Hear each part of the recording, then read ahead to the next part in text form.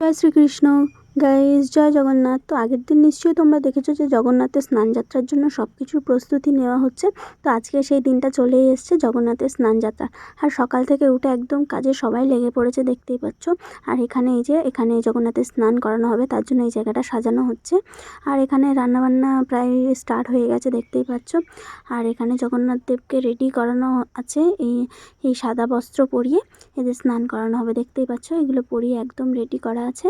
তারপরে তো চারিদিকে কাজকর্ম করতে করতে এদিকে প্রায় রান্না শেষ হয়ে আসছে, আর কিছু রান্না বাকি আছে। এদিকে অনেক রান্না শেষ হয়ে গেছে। আর এখানে এটা সাজানো কমপ্লিট হয়ে গেছে, দেখতেই পাচ্ছ। আর এখানে এটা রাখা আছে।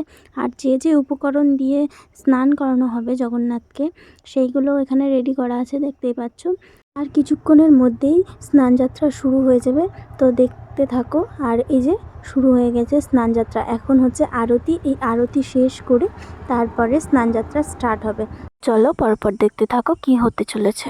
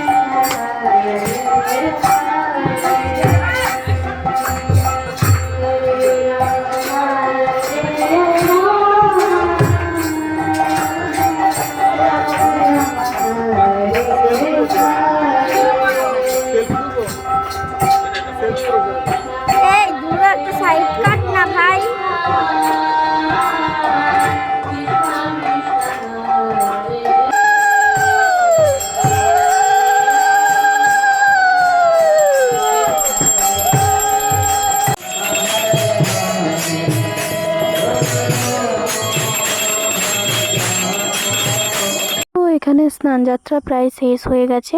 ভগবানকে নিয়ে যাওয়া হয়েছে ঘরে ড্রেস চেঞ্জ করানোর জন্য। আর এখানে গীতা পাঠ করা হচ্ছে, দেখতেই পাচ্ছ। তো তারপরে এখানে ভগবানকে ভোগ লাগিয়েছিল। এবার তোমরা সবাই ভোগ দর্শন করো।